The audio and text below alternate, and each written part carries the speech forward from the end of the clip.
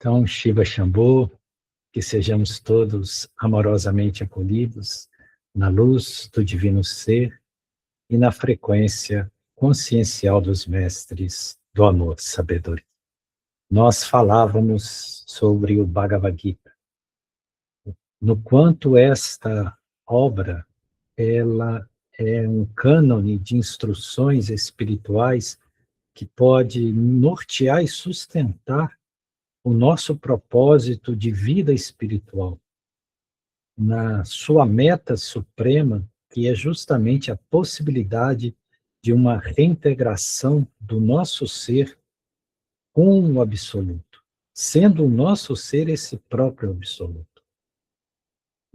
Então, muitos têm se falado do yoga, ou muito se conceitua sobre o yoga, mas no próprio Bhagavad Gita, Krishna mostra que o yoga é algo muito mais elementar do que nós imaginamos.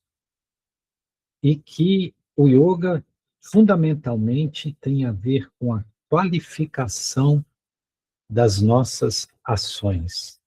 A base do yoga está vinculado ao processo da ação.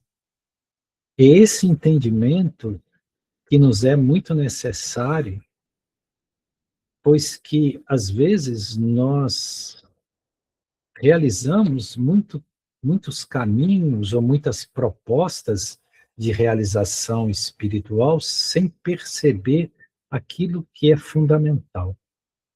E o Bhagavad Gita, que é essa canção do Senhor, essa sublime canção que se faz como um diálogo entre Krishna e Arjuna, que é uma parte do Mahabharata, ele traz essa visão de que a base do yoga é o princípio consciencial da ação.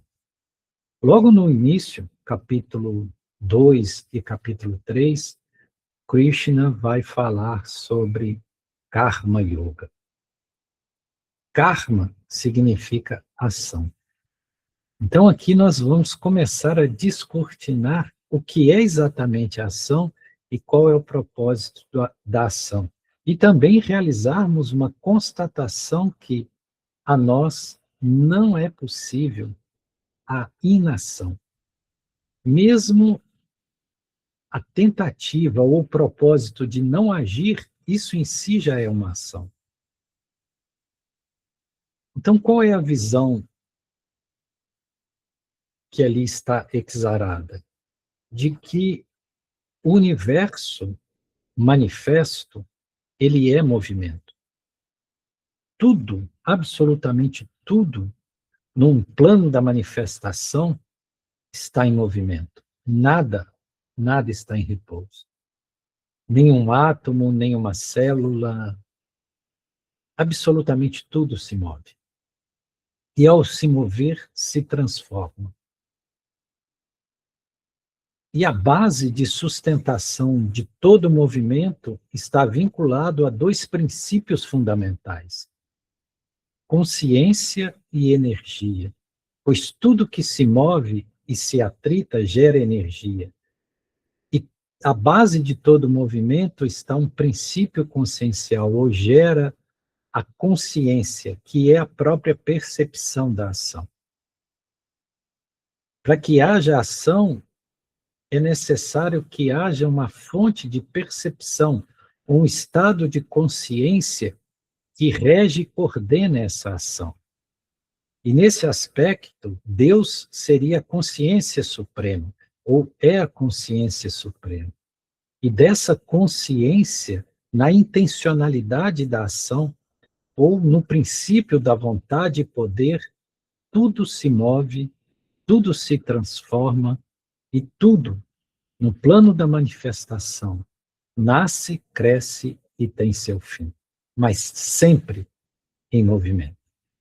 Então nós precisamos constatar que tudo em nós é movimento. Nosso corpo é movimento. Por isso que nós estamos em processo contínuo de transformação, desde a infância até esse corpo adulto que hoje temos, quantas transformações se manifestaram, se concretizaram para que nós pudéssemos ter o corpo que hoje temos. E o corpo continua a se transformar. O corpo que nós tínhamos ontem não é o mesmo corpo que nós temos hoje. Muitas células morreram, outras nasceram. Tudo está em movimento, tudo está em transformação. E assim como o nosso corpo, também os nossos veículos de percepção e cognição também estão em movimento. A mente não para nunca. A mente está sempre em processo elaborativo, sempre em discernimento, sempre trazendo fatores memoriais ou projetivos, sempre com vínculos no passado ou com expectativas para o futuro. Então, tudo em nós está em movimento. A nossa respiração é movimento. Ninguém deixa de respirar. E respiração é movimento. Aliás, é a respiração que alimenta não só o nosso corpo físico, mas também todos os nossos corpos sutis, pois é pela absorção do prana que toda a energia ou toda a vitalidade entra em nós e mantém a aparelhagem física. Isso vem diretamente do espírito, ou seja, daquilo que em nós não é material, mas que mantém a proposta material. Então, tudo é movimento. E ao constatar que tudo é movimento, que todo o universo está em transformação, em movimento, que nada está em repouso, nós concluímos que nós também somos seres de ação. Nos é impossível não agir. Ainda que você queira ir lá para o alto da montanha, entrar dentro de uma caverna, sentar em posição de lótus e ficar lá 12 anos parado, sem se mexer, se você sobreviver a essa austeridade, ainda assim, nesses 12 anos que você presumivelmente está inativo, na verdade você está em movimento. Porque até a opção de não fazer já é uma ação. Então não tem possibilidade de nós não agirmos. Mesmo que você procure absolutamente nada fazer, você algo está fazendo. Porque há uma intenção e há um movimento. Então, a primeira percepção fundamental que nós precisamos ter é que nos é impossível não agir. Só que há um problema.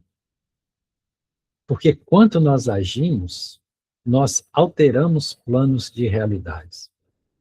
Toda ação é uma semente que é plantada, cuja a colheita obrigatória virá no tempo e no espaço. Ou seja, toda ação é geradora daquilo que é chamado de karma, que é o princípio de ação e reação, que é a consequência ou retorno natural daquilo que foi semeado. Então nós somos prisioneiros e vítimas das nossas próprias ações. Boas ou más, elevadas ou decaídas. Então, a partir do capítulo 2, nesse diálogo de Krishna com Arjuna, Krishna vai mostrando a Arjuna que não é possível não agir. Por quê? Porque nessa grande metáfora da batalha de Kurukshetra, Arjuna queria deixar de agir, porque ele via que a ação era temerária, que a ação ia gerar muitos transtornos, e o resultado das ações dentro de uma batalha, e eles estavam em uma batalha, seria a morte dos seus parentes, de pessoas que ele conhecia, que foram seus instrutores. Então, ele decide, ele larga o seu arco Gandiva e decide não lutar. Ele fala, eu não posso lutar. Ou seja, ele cria uma ilusão de que não é porque ele poderia se negar à ação. Tudo aqui é uma metáfora, porque esse campo de batalha de Kurukshetra é uma batalha que se opera dentro de cada um de nós.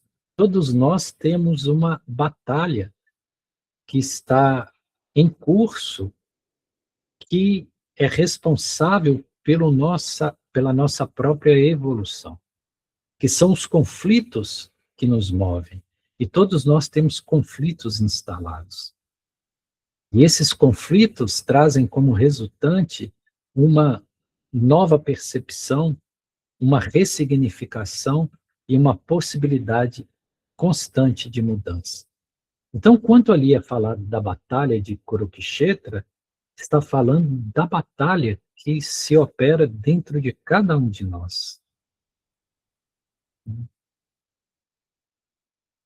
E Arjuna, ele, em um momento, ele opta por não lutar. O que para ele já seria muito mais trágico do que é para nós, para alguns de nós. Por quê? Porque Arjuna é um kshatriya.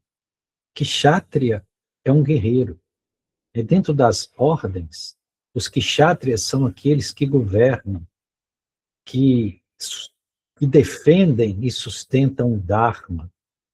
Então, o kshatriya, a obrigação de um kshatriya é defender aqueles que são vulneráveis, é manter a ordem, é não permitir que o mal suplante o bem. Isso é o dever de um kshatriya.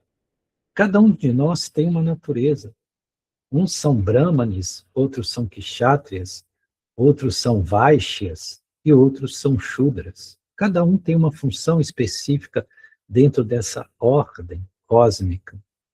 Então, para ele, era ainda mais terrível essa possibilidade da negação de defender o Dharma que estava sendo ameaçado. E aí Krishna passa a explicar o que é o yoga, que, na verdade, é uma ciência da ação.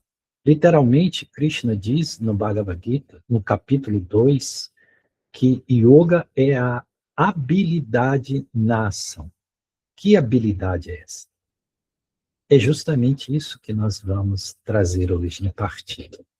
Que habilidade de ação é essa que é mencionada por Krishna para Arjuna no segundo capítulo do Bhagavad Gita?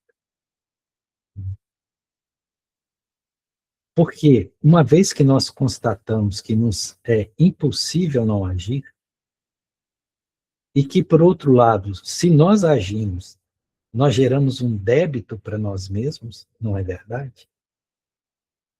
Que essa velha equação que não termina, eu renasço para pagar os meus débitos, e quando eu renasço no plano da existência, eu contraio mais débitos. É uma conta que não se fecha, que nunca se quita. Então, como solucionar isso? E aí que vem a visão do que realmente é a karma yoga, ou yoga da ação perfeita. E Krishna é muito claro, ele diz para Arjuna, não te é possível negar a ação. Todo ser age.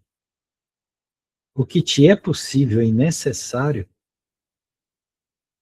é abnegar dos frutos da ação. É agir de forma desapegada.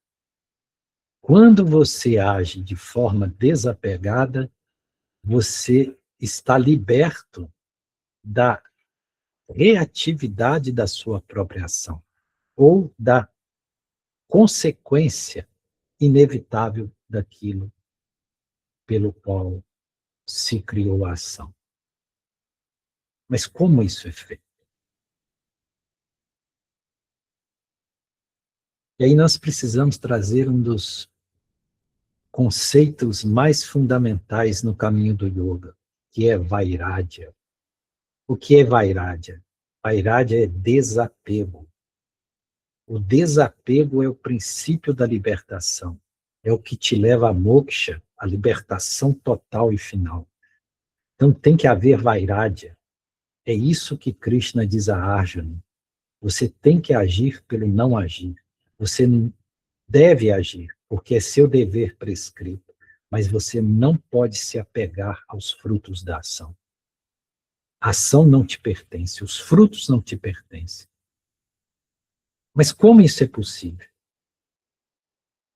Aí que entra a ciência da Bhakti Yoga, ou da yoga da devoção perfeita. E Krishna diz que para se libertar dos frutos da ação, para que você não fique aprisionado à ação, é necessário que se ofereça todas as ações aos pés de lótus do Senhor, que aqui está no sentido figurado, obviamente. O que significa isso?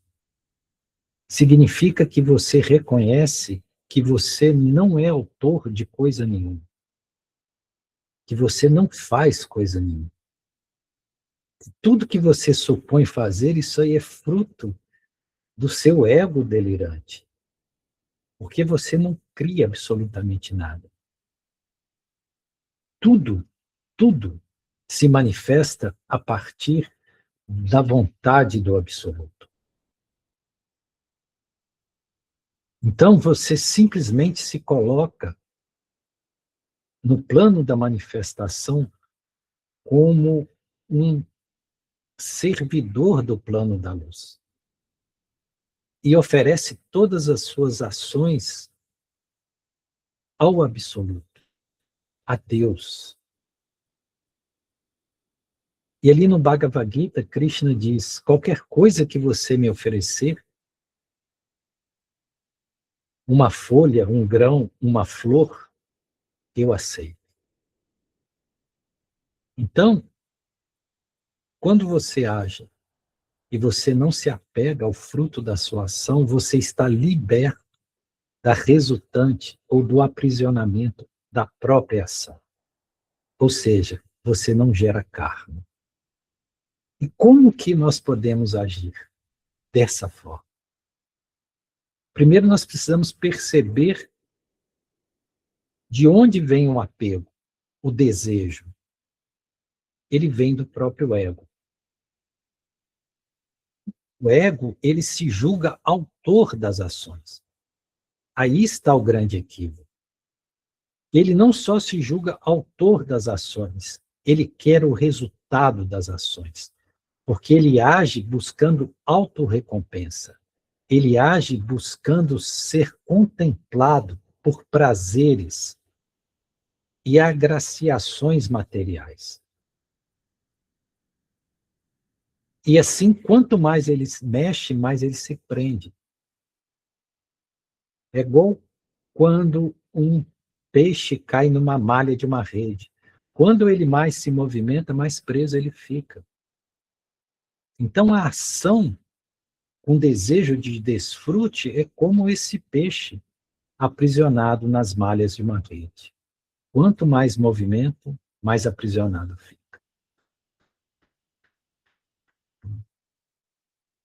Então, Vairagya é o princípio do desapego. Mas desapego não significa não desfrutar das benécias do mundo material. Não significa ser miserável, não ter bens ou posses. Não é isso que é desapego. Um grande rei, por exemplo, Janaka era um grande rei, e ele era totalmente desapegado. E tinha grandes posses, era um grande rei, mas era desapegado. Desapego significa você reconhecer que nada te pertence, que tudo é um empréstimo de Deus para o seu benefício. Então, minha casa, minhas roupas, meus bens, até meus entes queridos são empréstimos do divino, para que eu possa realizar um propósito aqui no plano da manifestação. Então, você desconstrói esse sentimento de posse, de propriedade. Isso é desapego. Isso não significa que você não possa usufruir das benécias do plano material. Muito pelo contrário. Quando você tem desapego, você pode morar num palácio, ter os bens mais agradáveis aos sentidos, desde que você esteja desapegado e que você ofereça tudo, tudo ao divino, porque de fato tudo veio de Deus e pertence a Deus. E a Deus retorna. Nada nos pertence.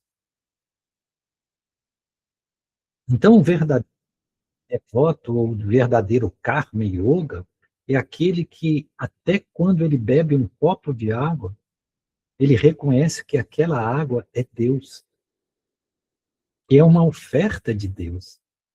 E ao beber a água, ele reconhece que aquele que está bebendo também é Deus.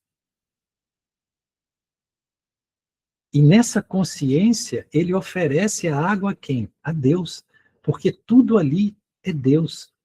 A água, aquele que bebe a água, o ato de beber a água, tudo é Deus.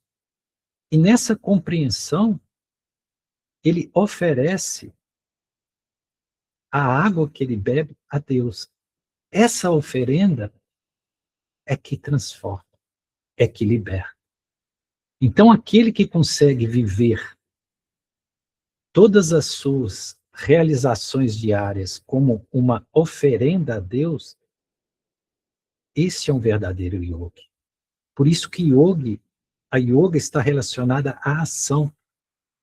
Yoga não é exercício físico, sequer é técnicas de meditação. Yoga é um princípio de consciência que nos permite, através da ação, estarmos unidos ao divino, sem deixar de agir. Então não se trata nem de agir, nem deixar de agir.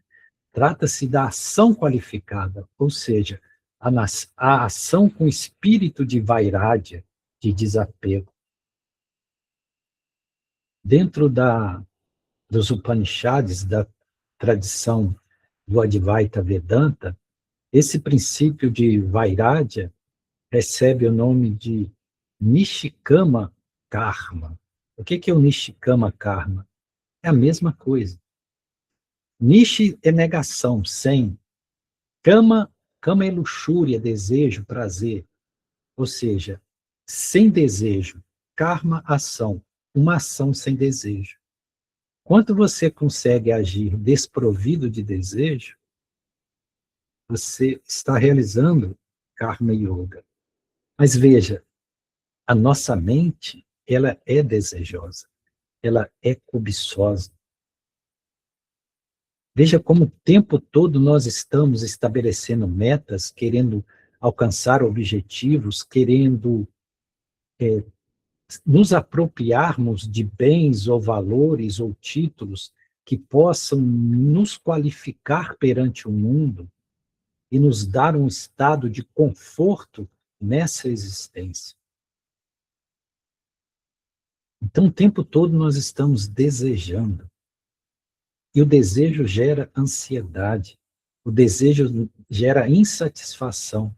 Porque quem deseja está declarando que não está satisfeito com aquilo que é, com aquilo que tem, como se encontra no lugar em que se está. Então, o desejo é o grande veneno. Esse desejo é que é chamado de kama. Então, nishikama significa ausência de desejo. É aquele que age, mas desprovido de desejo. E assim, se você não tem desejo, você também não tem frustração. Você não sofre. Porque o nosso sofrimento vem das frustrações, porque nós queremos que a vida seja de um jeito e ela é de outro. Nós não aceitamos as coisas como são e sempre queremos controlar. Nós queremos estar no controle de tudo. Certa feita, um homem estava dirigindo seu carro numa autoestrada e ele vinha numa velocidade muito alta. E, de repente, ao fazer uma curva, ele perdeu o controle do carro. E naquele instante que ele perdeu o controle do carro, que o acidente era iminente, ele gritou pelo nome de Shiva. Ó Shiva, me socorra. E naquele momento que ele gritou o nome de Shiva, ele escutou uma voz dentro dele falando: largue o volante, eu dirijo. Mas o homem, em vez de largar o volante, ele segurou com mais força. Por quê? Porque ele queria tentar controlar o carro. E nós sabemos que, numa certa velocidade, depois que o carro derrapa, perde o controle, você não consegue controlar mais. Mas ele segurou mais forte ainda o volante, tentando controlar o carro. E gritou novamente: Shiva, Shiva, me socorre. De novo ele ouviu a voz dentro dele: largue o volante, eu dirijo. E ele não largou. E ele que lutou para tentar controlar, e obviamente não controlou o carro, e o carro capotou, né? E foi colidir contra as árvores na beirada da estrada. E ele foi lançado para fora do carro. E ele estava ali naquele estado agonizante, né? Ele viu o próprio Senhor Shiva chegar perto dele. Ele estava desencarnando. E ele viu Shiva e falou: mas, Senhor Shiva, eu pedi que o Senhor me ajudasse. E Shiva falou: e o que eu te falei? Largue o volante, deixa que eu dirijo. Mas ele não largou. E nós somos assim. Nós pedimos que Deus nos ajude, mas nós não largamos o volante. Por quê? Porque somos controladores. Nós julgamos que nós podemos controlar a vida, que nós podemos controlar as ações, não só nossas, mas também as ações dos outros. E quanto mais controladores nós somos, mais sofrimento nos advém. Isso é a arrogância do ego, porque nós não controlamos nada. Então, quando Shiva falar, largue o volante, deixa que eu dirijo, largue o volante da sua vida, o volante das suas ações. Deixa que o Supremo dirija, deixa que o Supremo direcione o caminho mais certo que nós devemos seguir. E o caminho mais certo nem sempre é o mais agradável. O caminho certo, às vezes, é incompreensível para nós. Mas nós temos que confiar e largar o volante. Para de querer controlar. E quanto nós entendemos que existe um supremo controlador, que esse universo, ele não é fruto de um acaso, ou não está ao sabor da aleatoriedade, que existe um princípio inteligente e que nenhuma folha de uma árvore cai sem que esse princípio inteligente, intencional, propositivo, esteja por trás, nós entendemos que nós não temos que nos preocupar com absolutamente nada. Apenas esteja entregue a Deus. E viva tudo neste mundo como uma oferenda aos pés de lótus de Deus. E nossa vida se torna perfeita. Isso é Karma Yoga.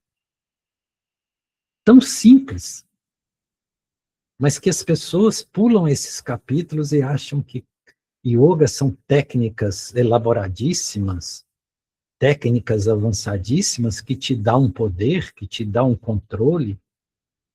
Aliás, nós às vezes fazemos yoga para ter controle sobre o mundo sutil.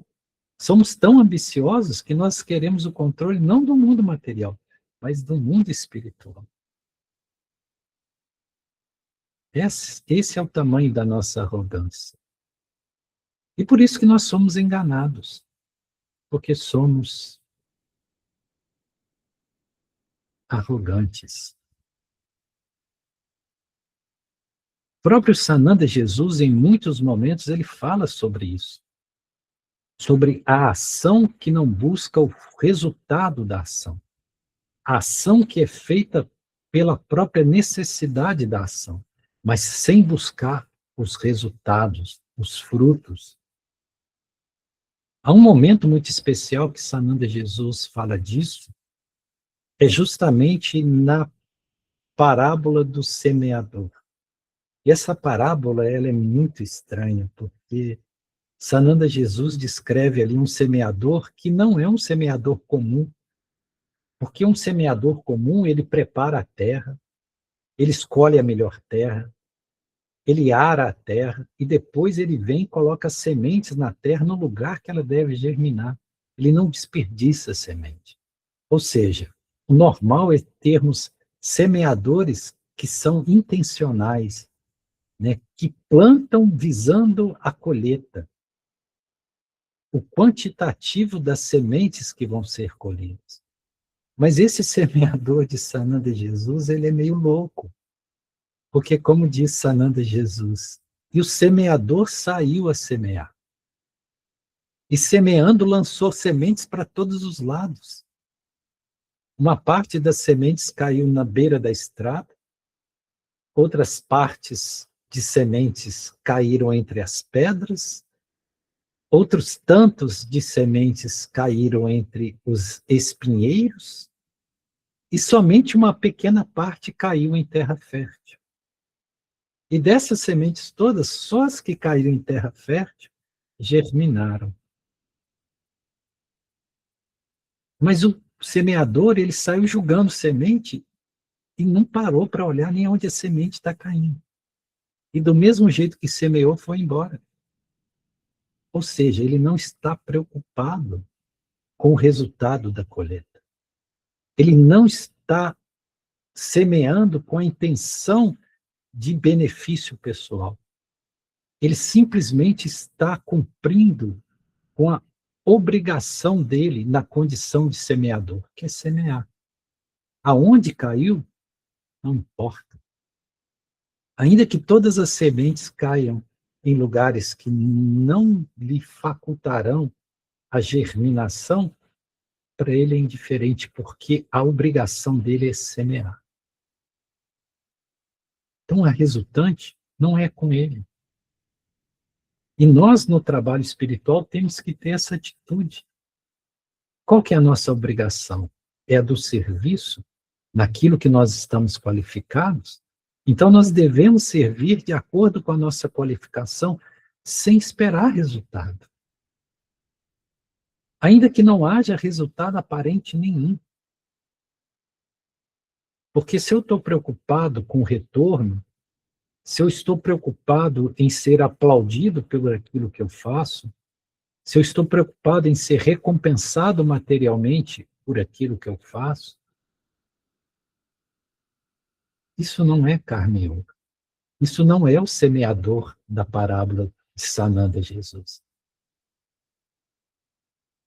E o semeador saiu a semear. Por quê? Porque essa é a natureza dele, de semeador. E todos nós temos uma natureza. Porque nós somos qualificados para estar no mundo, para realizar certas tarefas. E quando nós realizamos essa tarefa sem visar resultados pessoais, isso é karma yoga. E é isso que nos liberta do aprisionamento, da obrigatoriedade de estar, ter que ficar, retornando a esse mundo para pagar débitos kármicos.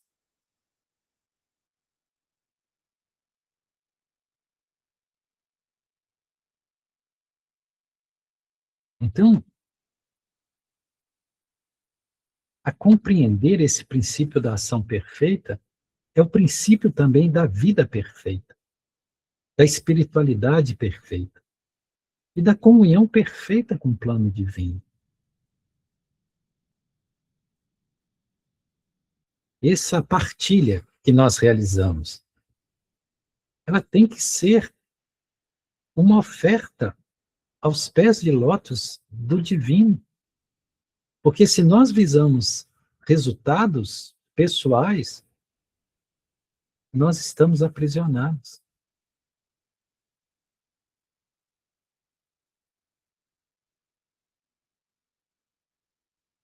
Então, tudo deve ser oferecido aos pés de lótus de Deus, ou de Shiva, ou de Krishna, ou do nome que quisermos dar, no princípio que nós conseguimos compreender. Talvez um dos seres dentro da mitologia védica, ou da tradição védica, que mais exerceu esse princípio da ação em desapego foi Hanuman. Porque Hanuman serviu a Rama e a Sita de forma totalmente abnegada. Tudo que ele fazia era uma oferença a Rama e a Sita, ou a Sitaram. E é interessante que Hanuman, ele não olhava Rama, Hanuman não olhava Rama nos olhos. Ele só olhou Rama nos olhos uma única vez. Porque Hanuman conheceu Rama num caminho que ele fazia pela floresta e ele encontrou Rama. E foi a única vez que ele olhou nos olhos de Rama. E quando ele olhou nos olhos de Rama, ele viu que ali estava a consciência divina. E desse dia em diante, ele nunca mais olhou Rama nos olhos. Toda vez que ele se aproximava de Rama, ele só olhava para os pés de Rama. Só para os pés de Rama. Porque ele sabia que ali estava a presença divina. E com isso ele queria demonstrar que tudo nele estava se dirigindo a uma oferta aos pés de lótus de Rama. E é interessante porque nós sabemos que Hanuman, ele é um antropocíneo, ou seja, metade dele é homem e metade é macaco. Né? E macaco, na tradição védica, ele representa a mente, porque a mente fica pulando de galho em galho, a mente fica fazendo malabarismos, né? A mente fica macaqueando, né? Por isso que a mente é simbolizada pelo macaco. E Hanuman é um macaco, é um símio, é um antropocínio. Então significa também que Hanuman é aquele que controla a mente a partir da ação correta e abnegada, que coloca a própria mente a serviço do plano divino. Então não se trata de parar a mente ou vencer a mente, mas de oferecer todos os frutos mentais como uma oferenda ao plano divino. Então, Hanuman é um grande exemplo disso. E nós somos tão arrogantes que nós queremos olhar nos olhos de Deus. Nós queremos entender Deus. Nós queremos que Deus faça aquilo que nós queremos que Ele faça. Aliás, nós tratamos Deus como um garçom. E nós pedimos pelo cardápio dos nossos interesses que Ele nos traga aquilo que nós desejamos. Esse é o tamanho da nossa arrogância. Então, nós precisamos compreender que, assim como Hanuman, nós não podemos ter a visão de Deus. Nós não sabemos o que é isso. Nós temos que olhar para os pés, ou seja, para aquilo que toca a terra, para aquilo que está diretamente ligado ao plano da ação. Porque onde houver uma ação perfeita, ali há a perfeição do próprio ser. Então, olhar para os pés. Isso é muito significativo, muito simbólico. E confiar em Deus. Essa confiança que vem desse processo de entrega, de Sharanagati. Sharanagati é essa entrega na confiança absoluta. E se você confia, ainda que você não consiga ir até Deus, Ele virá até você, desde que você confie. Essa confiança tem que ser absoluta. Permita-nos trazer uma história maravilhosa sobre confiança e sobre entrega. Existia um grande devoto de Shiva, que ele chamava Isha Pashyati. E é interessante porque Isha Pashyati, Isha é Deus, e Pashyati é visão. Ou seja, Isha Pashyati significa aquele que tem a visão de Deus. Nome muito poderoso. Só que esse grande devoto de Shiva, Isha Pashyati, ele teve uma infecção nos olhos, e por mais que ele tenha sido cuidado por bons médicos, ele ficou cego. Então, aquele que tem a visão de Deus, no nome, se tornou, na condição física, cego. E justamente nesse período da vida dele que ele se tornou cego, aconteceu algo de extraordinário. Porque todos os anos, na Índia, ocorre um grande festival que é dedicado a Shiva, que é o Maha Shivaratri, né, que geralmente se dá no fim de janeiro, começo de fevereiro. O Maha Shivaratri é uma noite inteira dedicada a Shiva. É quando se diz que Shiva ele descende todas as suas energias para o mundo.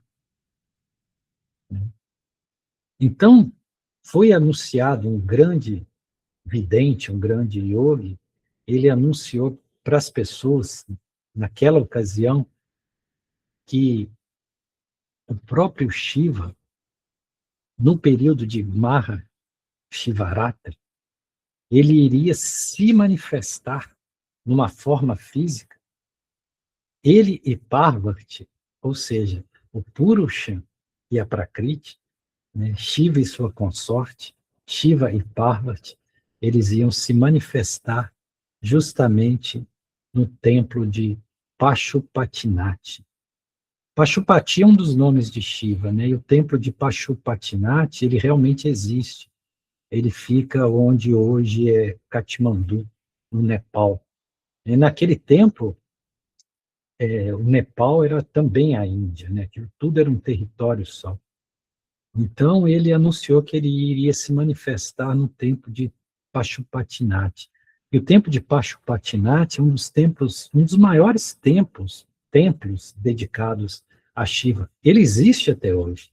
Se vocês consultarem aí no Google, vocês vão ver imagens do templo de Pashupatinath, né? E Pashupati significa a forma de Shiva que protege os animais, que tem amor pelos animais. Então, até a lenda do surgimento do templo é muito interessante. Há duas versões. Numa, Shiva, naquele lugar onde hoje é o templo, ele viu cervos pastando, e ele se identificou tanto com a pureza do cervo, que ele foi contaminado com aquela pureza que ele se transformou num cervo, né? E aí precisou que os devas viessem implorar para ele, para que ele voltasse a ser Shiva como Shiva, para a própria sustentação do universo, porque ele estava inebriado na doçura de ser apenas um cervo, né? E ali, exatamente no lugar que isso aconteceu, é que foi edificado o templo. Essa é uma das versões. A outra é que notou-se que uma certa vaca, todo dia, ela parava num certo lugar ali, e voluntariamente de suas tetas saíam leites, né? Sem ser ordenhada, o leite caía, e pingava num certo lugar, escorria num certo lugar. E todo dia isso acontecia. E eles foram lá verificar, quando eles escavaram, viram que tinha ali enterrado um Shiva Linga. Então, a própria, né, vaca, que significa mãe, né, ela estava fazendo uma oferta ao Shiva Linga que estava ali. E é justamente nesse lugar que surgiu o templo de Pashupatinath. Bom, isso são histórias, né, mas voltando lá ao nosso Isha Pashyat, que ficou cego. Né? E então, quando ele soube que o próprio Senhor Shiva e Parvati iam se manifestar, ele teve o desejo divino de ir ver o Senhor Shiva, mas só que ele tinha ficado cego. Como que ele iria ver? E era uma viagem muito longa para chegar até essa região do Nepal, hoje Nepal, onde está o templo. Então ele sabia que ele não poderia viajar, e mesmo que viajasse, ele não veria nada, porque ele estava cego. Então ele escreve uma carta, pede que escrevam para ele uma carta, pedindo desculpas ao Senhor Shiva, porque ele não poderia ir vê-lo, porque ele estava cego. E que o Senhor Shiva pudesse perdoá-lo pela sua cegueira. E pede que um dos devotos, um dos peregrinos que foram para Pashupatinath levasse a carta. E chegando em Pashupatinath, ele colocou essa carta lá junto ao Shiva Linga, né? E exatamente na noite de Mahashivaratri, o Senhor Shiva apareceu. Ele foi visto pelas pessoas, ele e Parvati. Né? E dizem que ele perguntou: onde está Isha Pashyat, o meu grande devoto? Aí eles falaram: ele não pôde vir porque ele ficou cego. Ele não poderia ver o Senhor. Aí imediatamente Shiva disse para Parvati: se Isha Pashyat não pode vir aqui, nós iremos lá.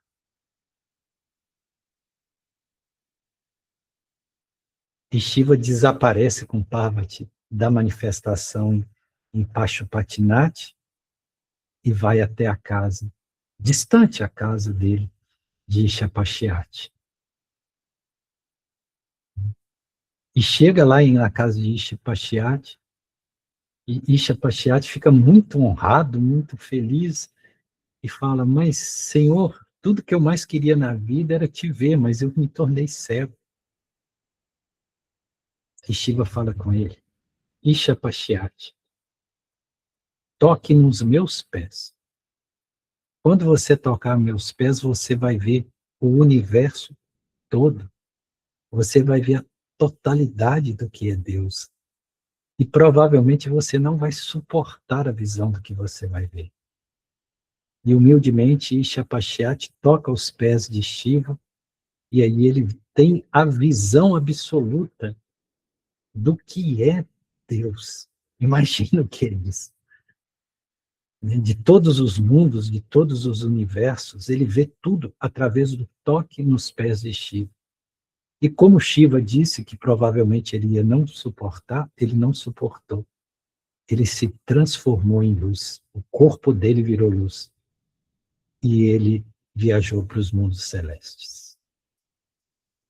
Se libertou naquele momento. E se tornou um ser de luz. E todos nós podemos ser Isha Pashyat a partir do momento que nós constatarmos que somos cegos. Porque nós achamos que estamos vendo, mas não estamos, nós somos cegos.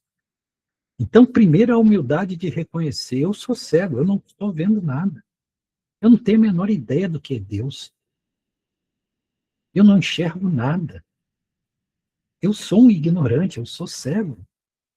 E pedir que, na impossibilidade de eu ir até Deus,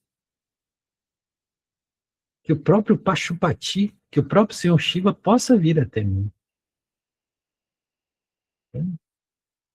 E aí, pela graça de Deus, os meus olhos podem ser abertos.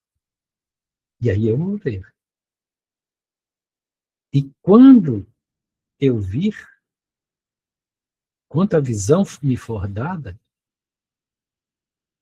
eu não suporto mais esse mundo. Eu vou virar luz. Eu vou me tornar um ser de luz.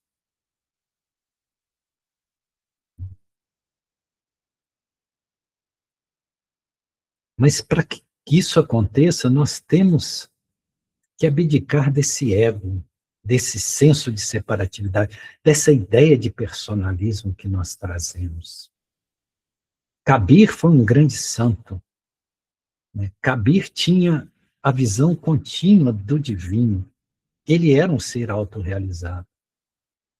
E Kabir tem uma frase extraordinária, porque ele diz: quando eu estava lá, Deus não estava. Mas quando Deus estava lá, eu não estava. O que ele está dizendo? Que quando Deus estava lá, ou seja, quando ele sentia a presença de Deus, ele não mais se sentia como uma pessoa. Ele sumia. Ele não estava lá. Kabir não existia mais. Mas quando ele tinha a sensação de Kabir como pessoa, com personalidade, aí Deus já não estava mais lá.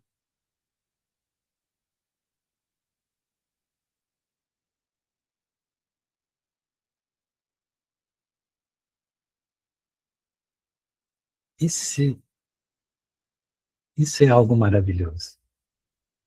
A possibilidade de nos fundirmos no divino e sermos pura luz, não há nada maior ou mais grandioso, ou mais exitoso. Porque o que vale para nós ganharmos o mundo todo se nós não realizamos o nosso ser? Ou, na palavra de Jesus, se nós perdermos a nossa alma. É isso. Gratidão, Shiva Shambho. Espia só a invenção dessa nova técnica.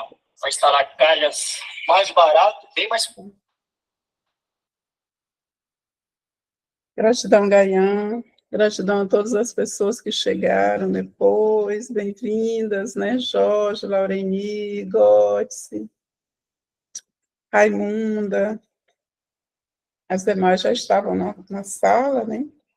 Então, nós vamos agora passar a palavra para quem quiser fazer alguma colocação, tirar alguma dúvida, fazer alguma pergunta. Está aberta.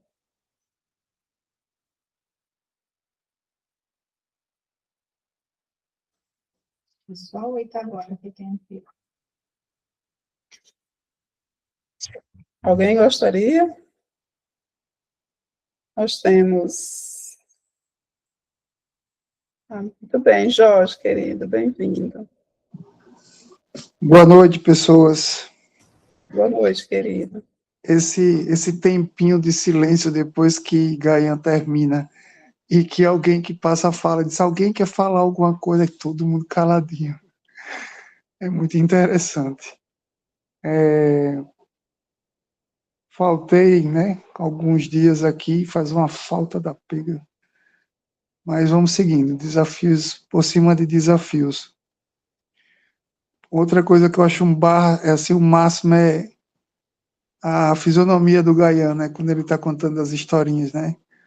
Parece que ele está lá, ou esteve lá e está em tempo real compartilhando com a gente. Eu acho isso também muito fabuloso. Mas eu tenho uma inquietação, Gaian.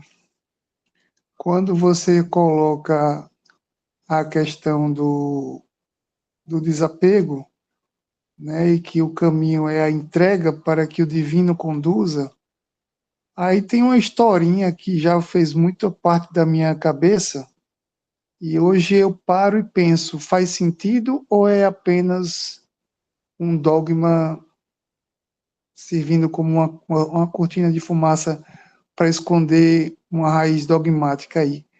Que é o seguinte, né? Eu sempre questiono, se o propósito é voltar a Deus, por que que a gente vem e é constituído o ego?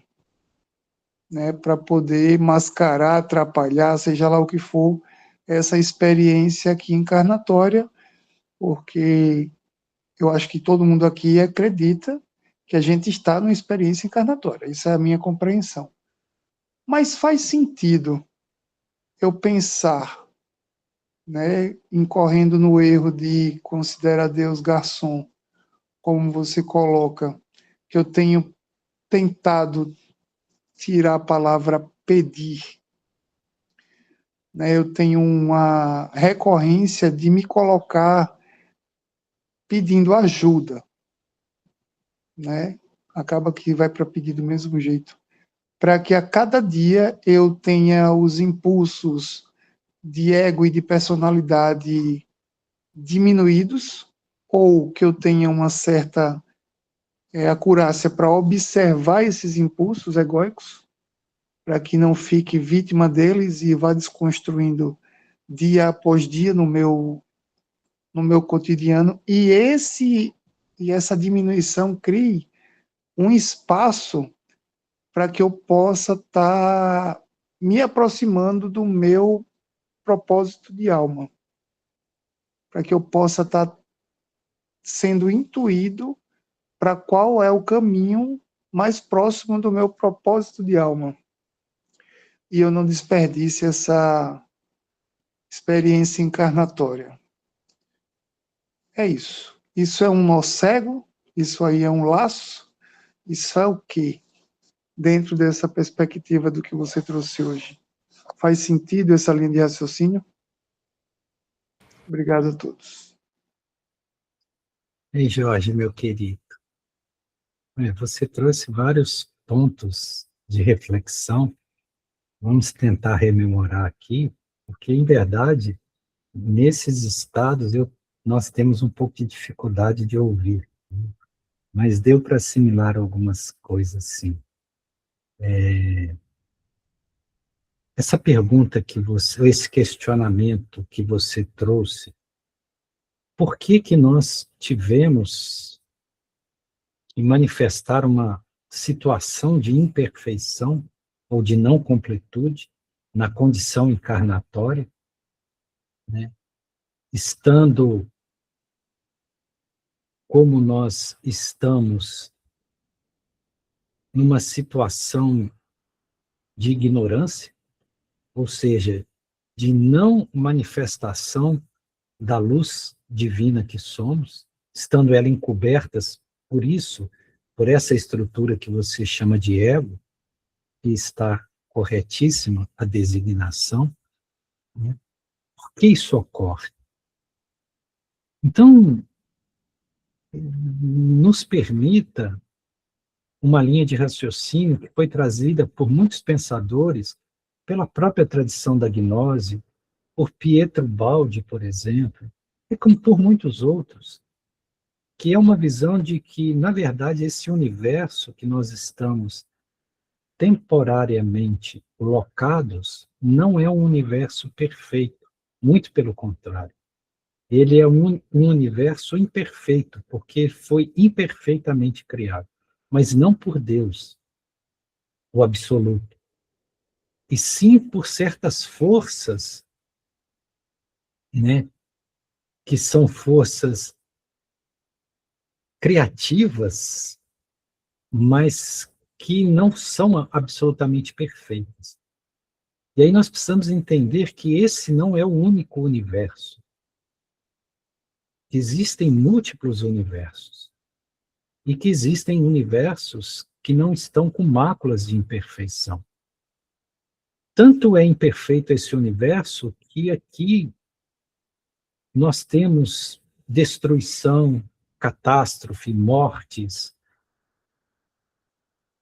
tudo que conota uma certa imperfeição. E por que que nós viemos para este lugar? Bom, e que esse universo também ele é transitório, ou seja, ele teve um início, uma eclosão e vai ter também um fim. Então também esse universo, ele não é permanente, logo, ele também não é real. Não é como os mundos espirituais, né? Mas por que que nós caímos nessa cova de leões ou nessa ratoeira? Aí nós precisaríamos retomar lá ao próprio mito dos anjos caídos. Porque nós somos esses anjos caídos. Caídos em que sentido? No sentido de que nós, deliberadamente, por liberdade de ação, nós nos desviamos da união perfeita com o divino.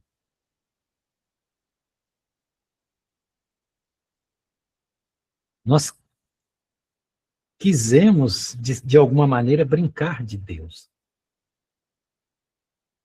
Eu não sei se eu estou sendo claro, eu estou tentando ser o mais sintético possível, e com isso nós decaímos, né? Pietro Baldi chama isso de involução. E, na verdade, a vida no plano manifesto é uma vida involutiva, e que a evolução é o processo de retorno ao mundo espiritual.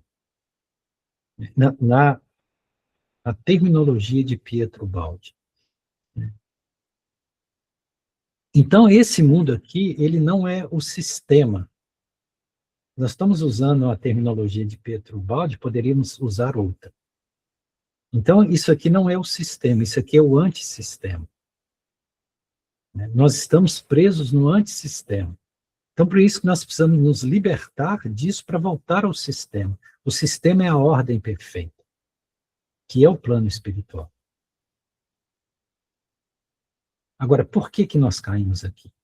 E por que, caindo aqui, nós criamos essa estrutura de ignorância que é justamente esse princípio separatista, dualista do ego? Por que nós criamos isso? Porque nós somos consciência e somos princípio inteligente. Princípio inteligente gera consciência. Consciência manipula energias. Energias criam matérias, criam mundos. Então, de certa forma, nós criamos isso no qual nós estamos aprisionados. Por mais louco que isso possa parecer.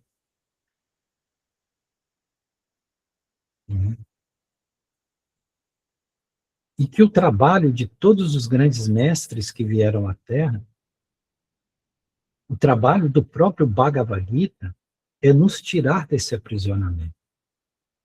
O processo do yoga é o processo de retorno à fonte, é o processo de reconexão com o plano divino, nos libertando de samsara, que é esse ciclo de aprisionamento a mundos materiais, seja aqui na Terra ou em outros planetas igualmente materiais, mais evoluídos ou menos evoluídos que a Terra, mas ainda assim materiais.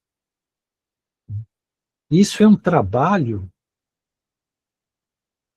que é feito no laboratório da própria alma, mas que absolutamente nenhuma religião te diz sobre isso.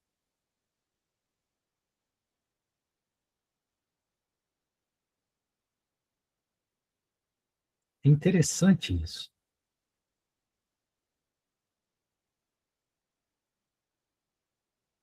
Não é que o ego seja algo ruim.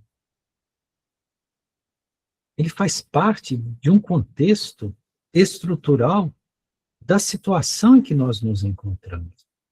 Mas, uma vez mais, usando o Karma Yoga, até mesmo para o ego. Se você oferece o seu ego a serviço do plano divino, isso vai ser para você libertação.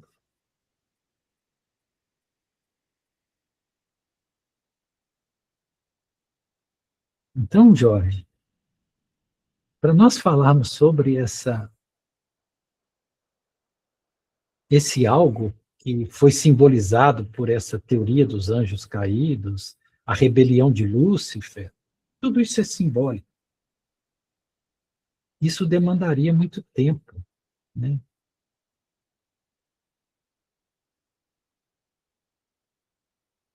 Então, minimamente é isso. Esse não é o único universo, e esse universo no qual nós estamos aprisionados não é perfeito.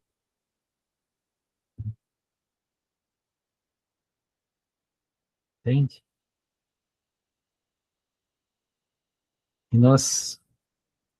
E todos os impulsos divinos é para nos retirar daqui, não para nos manter aqui. Sananda Jesus dizia o tempo todo: eu não sou deste mundo. Eu não sou daqui. Lembra quando ele estava diante de Pilatos, que ele disse a Pilatos: sim, tu disseste, eu sou rei, mas meu reino não é deste mundo. Se o meu reino fosse deste mundo, os meus servos viriam em combate para que eu não caísse nas mãos dos judeus. Mas, por ora, meu reino não é desse mundo. Ele era um suzerano celeste. Nós não temos capacidade de entender quem é Sananda Jesus. Não temos. Tudo que nós possamos pensar ou imaginar dele é muito aquém, é muito limitado.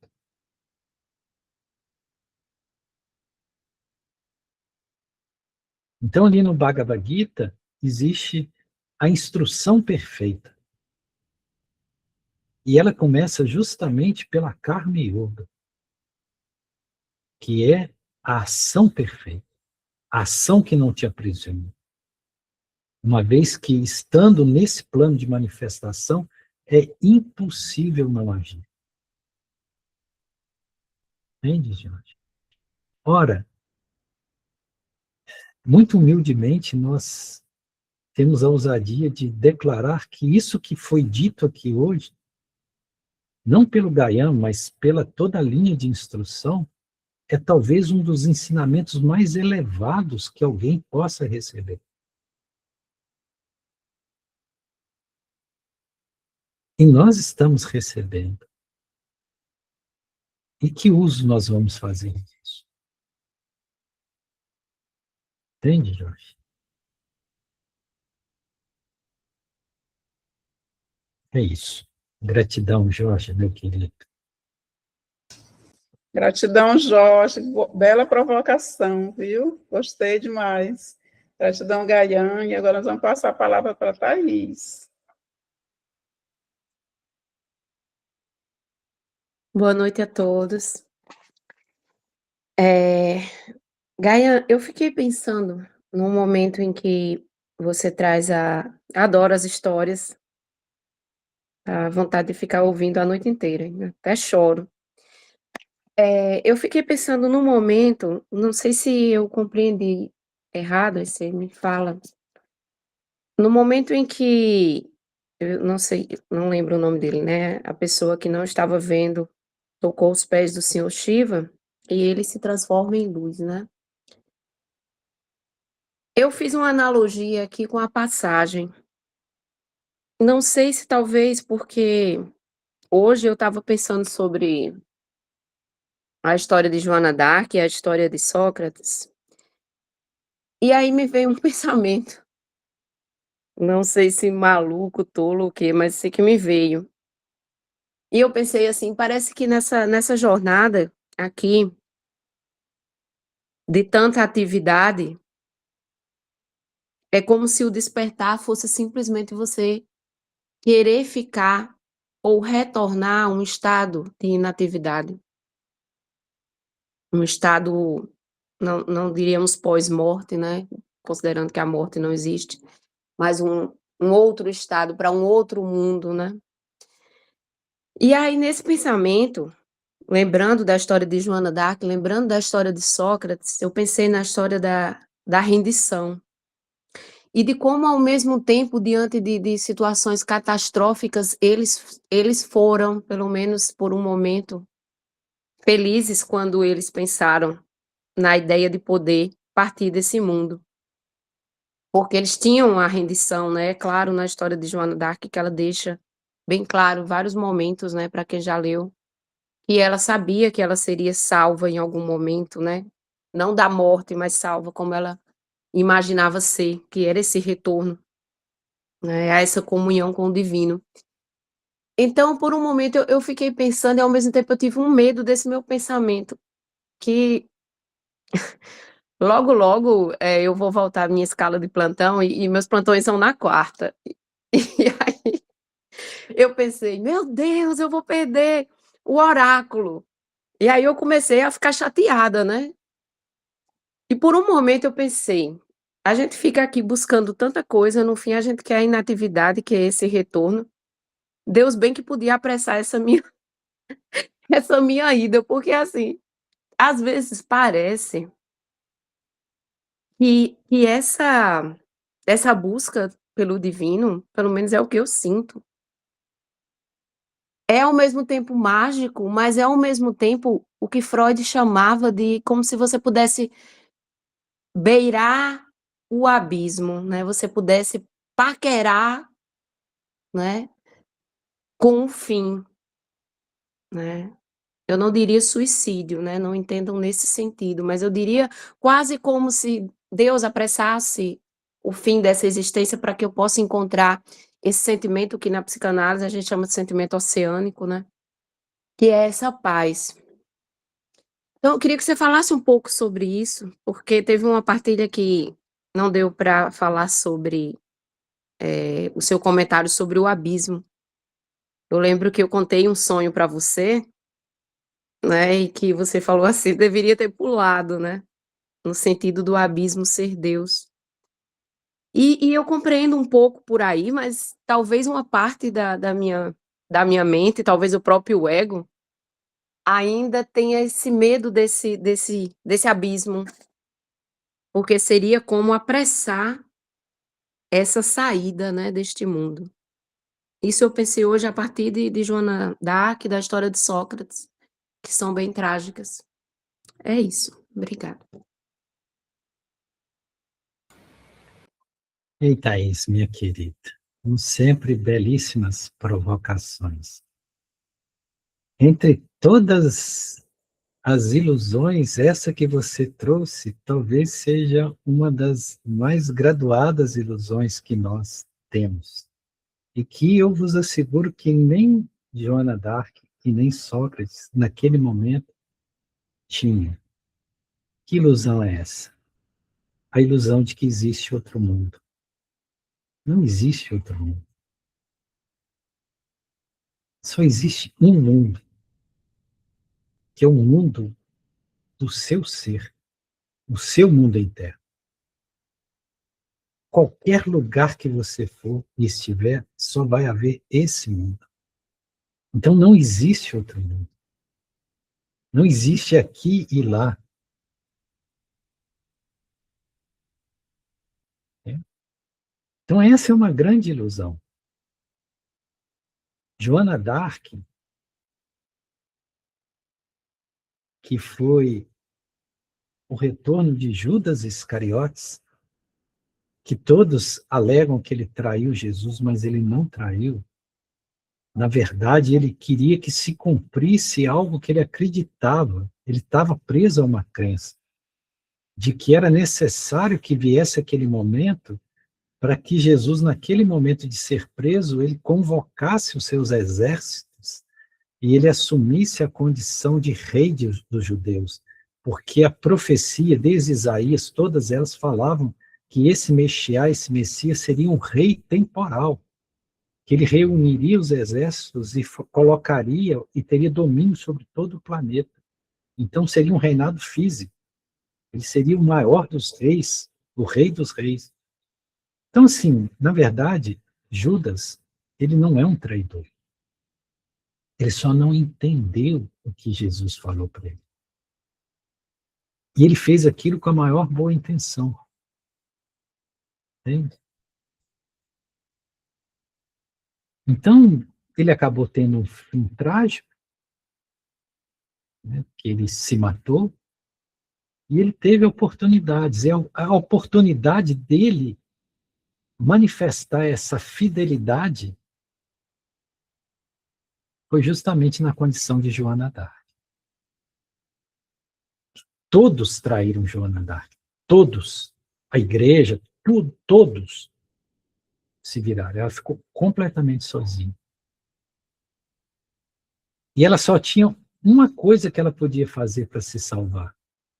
É negar a presença das vozes que ela dizia que guiava ela. E ela não negou. E por isso ela foi queimada. Aí está o teste da fidelidade absoluta. Tem? Mas tanto ela como Sócrates, que foi muito semelhante, porque para Sócrates foi dada a oportunidade dele se retratar, né? E ele não se retratou. E ele foi acusado de corromper a juventude, né? E quando lhe trouxeram a cicuta para beber, o guarda que ofereceu lamentou por ele. E ele virou para o guarda e falou: você está lamentando por quê? Se eu mesmo não tenho lamentação nenhuma, vocês acham que vocês vão me destruir?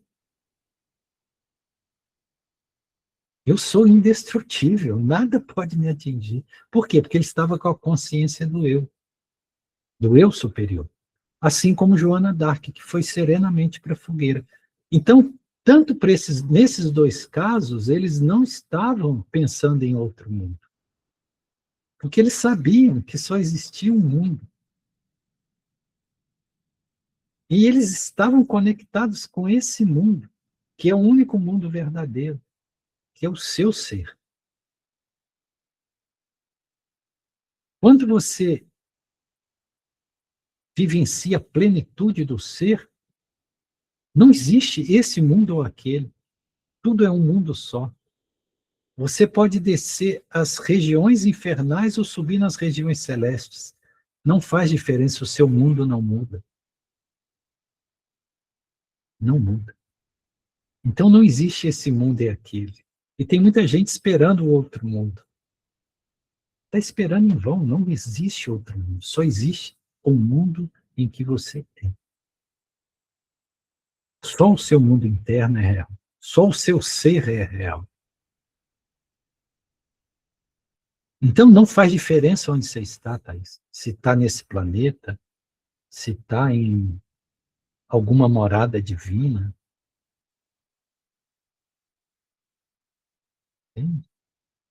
Não faz diferença. Não faz diferença. Nem as circunstâncias que estão envolvendo a sua existência faz diferença. Se a partir de hoje você começar a agir e toda a sua ação for uma entrega a esse plano divino, você vai ver como você vai ficar leve como uma pluma. Nada mais vai ter peso. E você vai caminhar por esse planeta sem tocar o chão, sem deixar rastro. E quem não deixa rastro não é seguido. Dizem que Jesus caminhava e não deixava rastro. Eu ouvi essas fofocas no mundo espiritual. Eu acho que é verdadeiro. O Jorge falou de quando nós contamos essas histórias, parece que o nosso semblante se transforma, é como se nós estivéssemos vivenciando aquilo, né? Na verdade, essas histórias são uma introvisão mesmo, né? A maioria das histórias que são contadas aqui, elas não são mostradas internamente. Nós não podemos nem afirmar se são verdadeiras ou não, ou de onde vieram. São introvisões. Então, é como se tivesse realmente vendo. E é uma visão. Né? E é uma oferta de quem? Dos mestres do amor e sabedoria. Entende?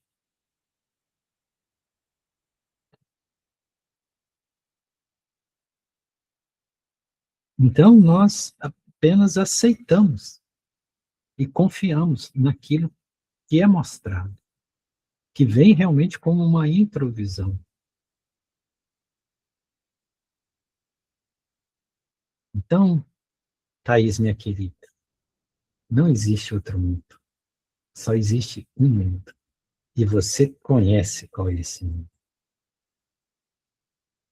Gratidão. Shiva Shambhu. Gratidão, Thaís. Gratidão, Gaian. Agora vamos passar a palavra para a Luciana. Boa noite a todos e todas.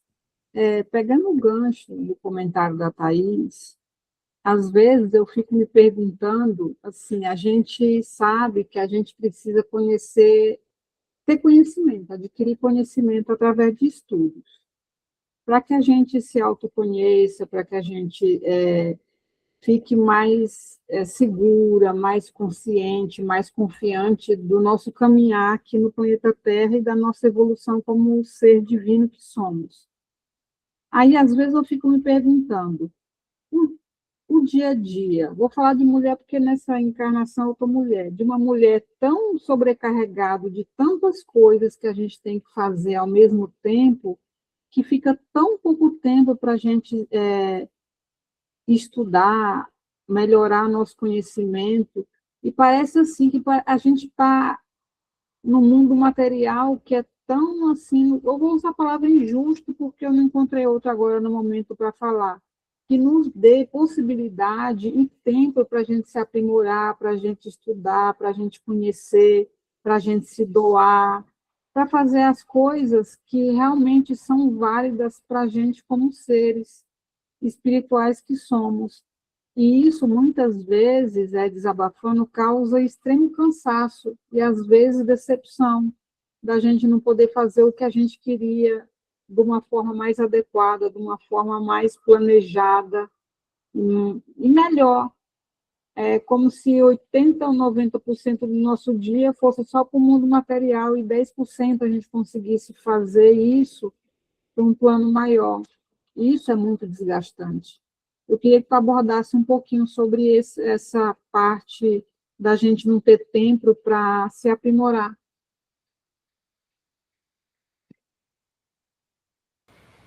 Ô, Luciana, minha querida, quando você diz, eu gasto 80%, 90% do meu tempo para coisas materiais e não tenho tempo de estudar, de me aprimorar. Veja que confissão de tragicidade da condição humana.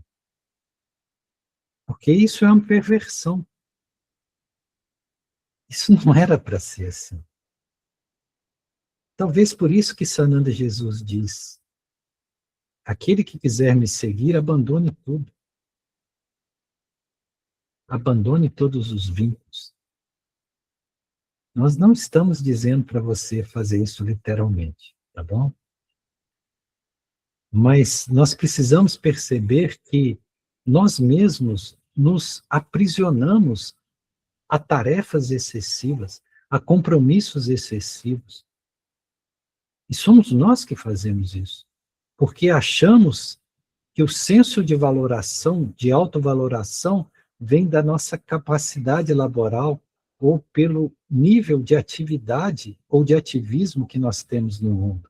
Quanto maior o ativismo no mundo, mais importante nós somos para nós mesmos e para os outros. E nós assumimos um certo senso de responsabilidade que, se nós analisarmos, não é exatamente uma responsabilidade.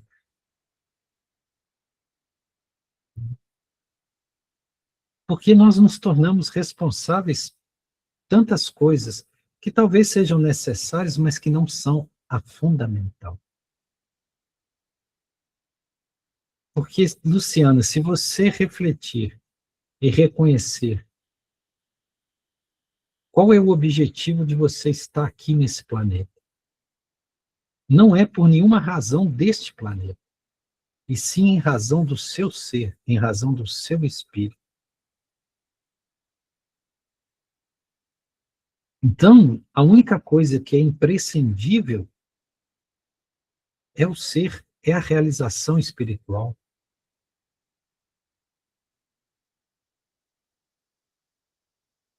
Bom, obviamente que nós não sabemos qual é a sua realidade diária, mas que também não é diferente da maioria das pessoas, que sempre estão muito demandadas. Mas aí vem uma pergunta incômoda. Onde eu estou colocando a minha atenção? O que eu elegi para colocar toda a minha força vital e a minha capacidade de realização? É o mundo que está me aprisionando ou é eu que estou me aprisionando ao mundo? A partir das minhas escolhas, dos meus níveis de prioridade. Entende, Luciano? E não entenda isso como um julgamento, porque nós sequer conhecemos a sua condição. E isso que nós trazemos como uma reflexão serve para todos nós. Para o Gaian, em primeiro lugar.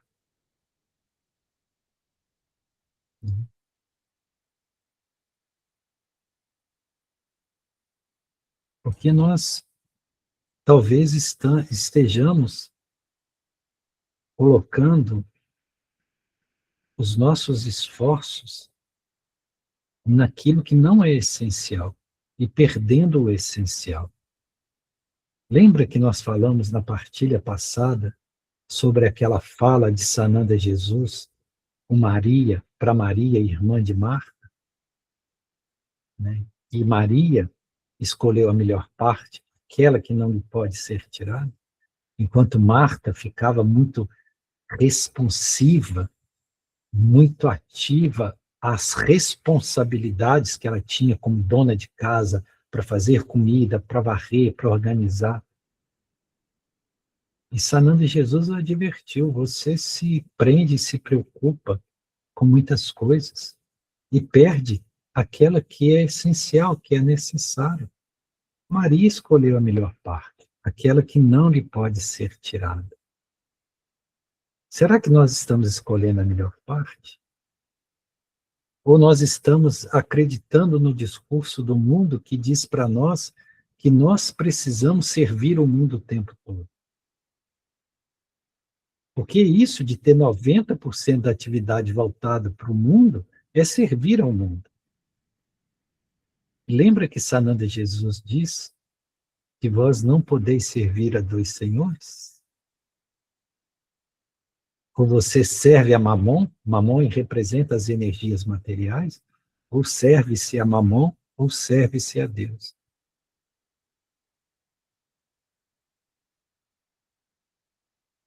Sananda Jesus, com o poder que ele tinha, a capacidade, a inteligência, ele poderia ter sido um imperador nesse mundo, o homem mais rico. E ele não gastou 1/1000 de energia para edificar nada material.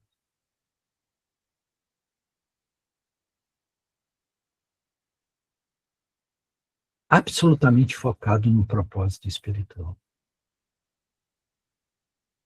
Não estamos dizendo que as pessoas devam abandonar seus trabalhos, as suas responsabilidades, mas talvez que o caminho para aliviar esse fardo que é sentido seja justamente isso que nos foi trazido hoje, nessa visão da Karma Yoga, que oferece todas as suas ações ao plano divino, a Deus.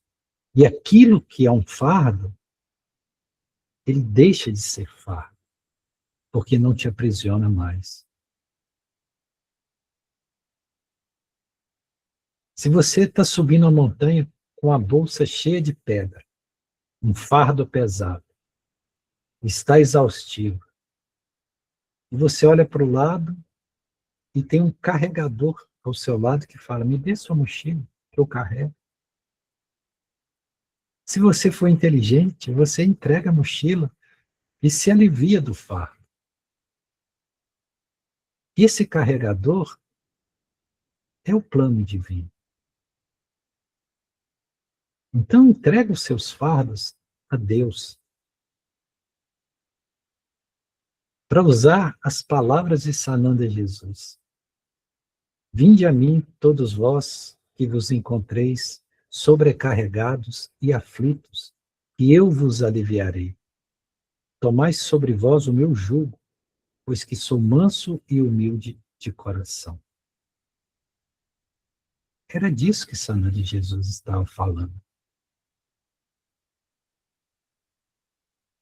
Então, Luciana, às vezes, não é o que fazemos. Às vezes é como nós fazemos.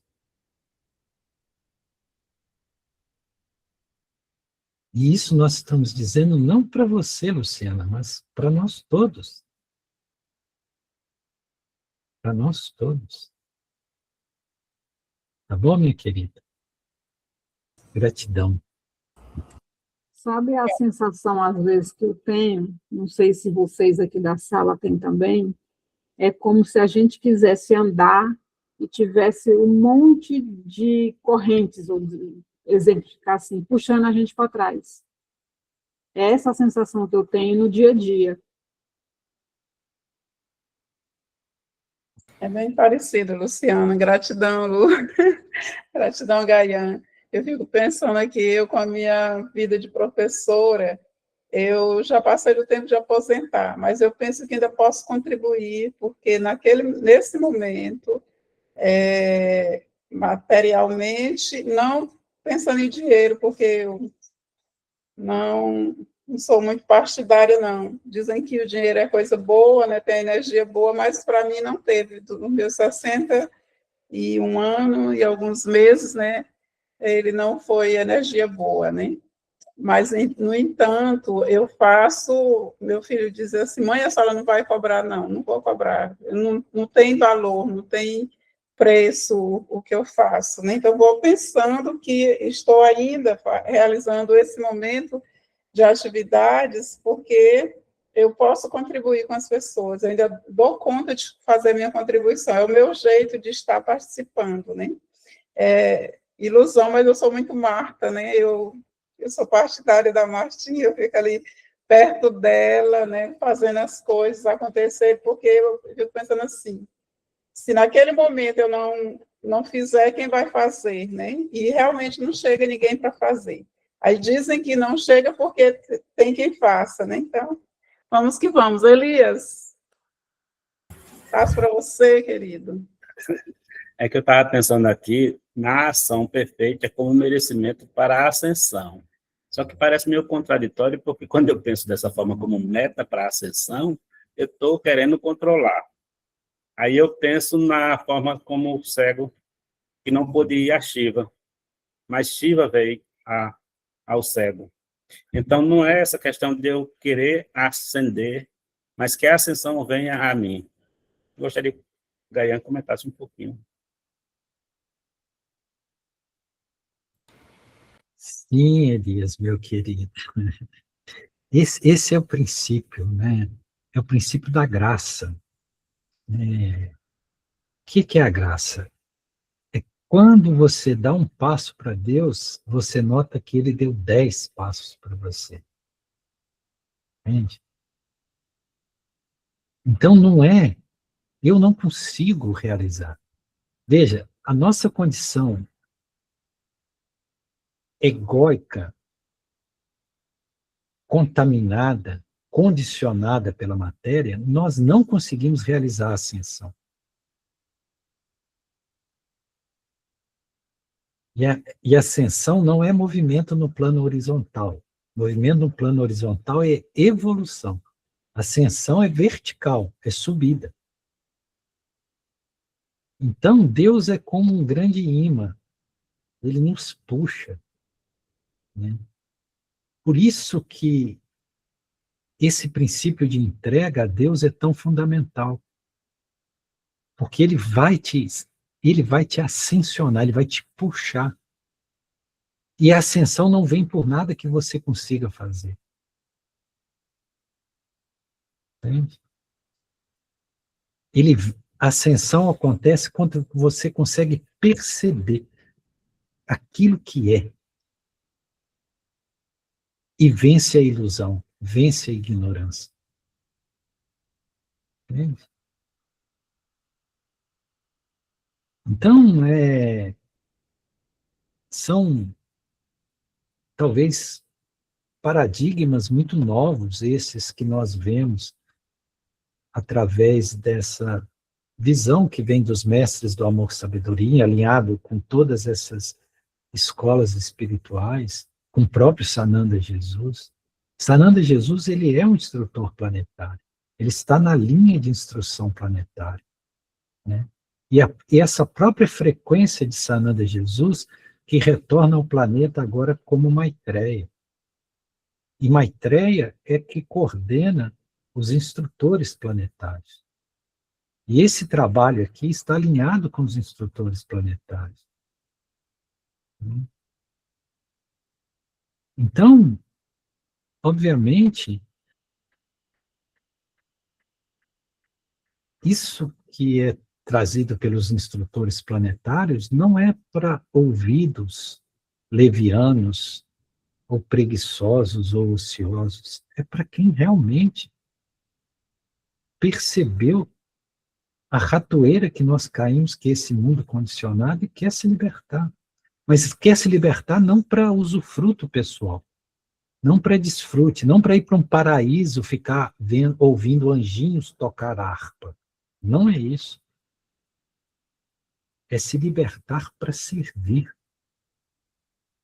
É a condição dos bodhisattvas, a proposta dos bodhisattvas. Enquanto houver uma alma em sofrimento, nós estamos trabalhando e recusamos qualquer felicidade eterna enquanto há sofrimento na temporalidade. Entende? Quanto mais nós confiamos e entregamos, mais a leveza ocorre em nós. E para subir, tem que estar leve. Você já viu algo pesado subir? Você já viu pedra flutuar? Tudo que é pesado fica preso na terra, comprime contra a terra. E tudo que se torna leve, que assume leveza, ascende, sobe. Então, quanto mais você se liberta dos seus próprios fardos, ofertando todas as suas ações ao pés de lótus do Supremo, você vai ficar leve. Entende? E tudo que é leve flutua, sobe, vai para o alto. E para onde você quer ir? Para o alto ou descer para as dimensões subcrostais, abismais? Lógico que nós queremos subir. Né?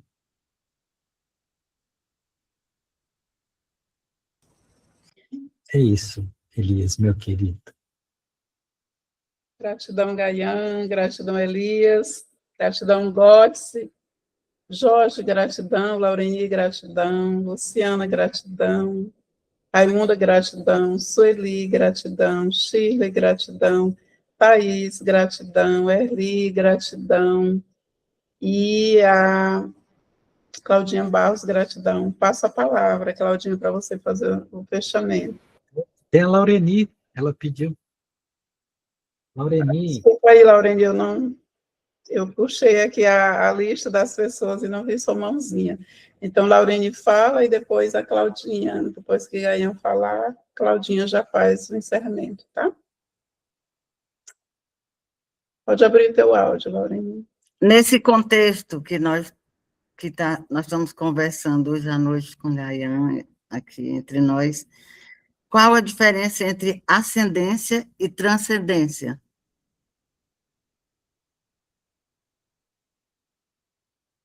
Uma pergunta simples, direta e objetiva, né? Então, a transcendência é tudo aquilo que transcende, ou seja, que está além do plano da materialidade. Por isso que Deus é transcendente e emanente. Na forma de transcendência é consciência pura. É o que nós chamamos de Purusha, é consciência pura. Então é totalmente imaterial e não condicionado, atemporal. Isso é transcendência. O aspecto de Deus como transcendência. O aspecto como emanência é quando ele se faz presente na própria criação.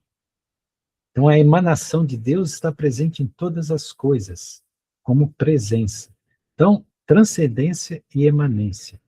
Então, transcendente é aquilo que está além do plano material, que está no plano espiritual.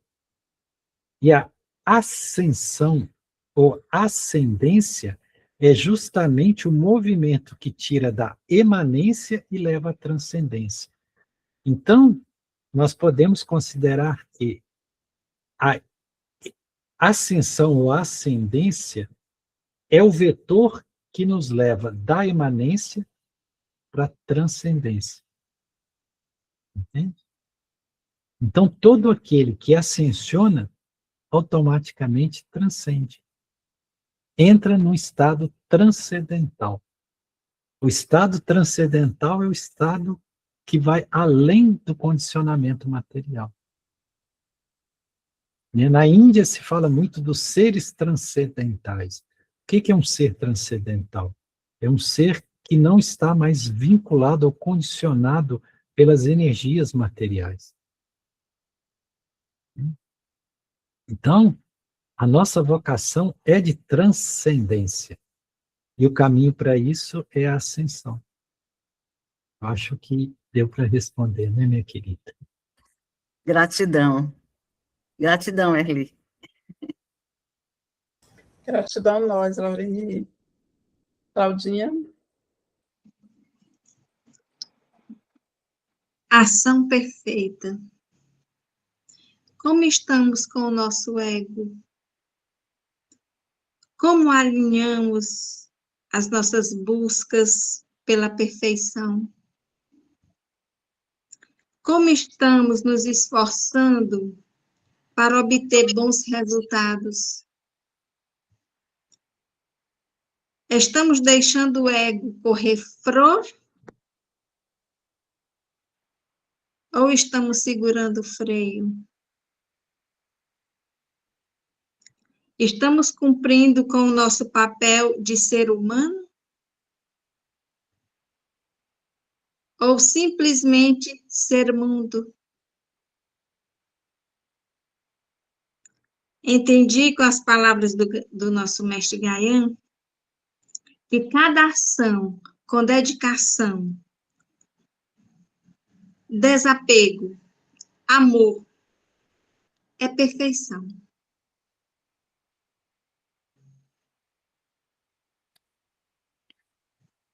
Sigamos com mais um ensinamento iluminado e vamos consciente com muito amor, recitar nossa sintonia navidiana.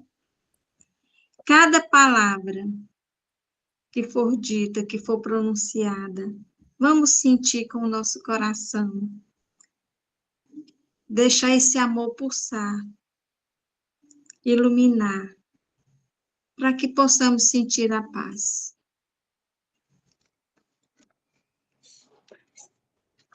Eu sou. Eu sou a presença. Eu sou a presença divina da luz. Eu sou a presença divina da luz que brilha no Sagrado Coração. Eu sou a presença divina da luz que brilha no sagrado coração e ilumina o caminho. Eu sou a presença divina da luz que brilha no sagrado coração e ilumina o caminho, revelando a verdade. Eu sou a presença divina da luz que brilha no sagrado coração e ilumina o caminho, revelando a verdade e manifestando o amor. Eu sou a presença divina da luz que brilha no sagrado coração e ilumina o caminho, revelando a verdade, manifestando o amor, edificando a felicidade e a paz. Eu sou, eu sou, eu sou. Gratidão infinita. Até quarta-feira. Que tenhamos todo um final de semana iluminado, cheio de amor e paz.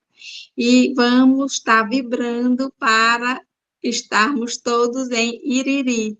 Eu estou lhe esperando, viu, dona Laureni, para comprar sua passagem no mesmo voo. Dona Shirley, dona Thaís, Luciana, vamos que vamos. Vamos baixar esse preço das passagens também. Beijo no coração de vocês. Gratidão.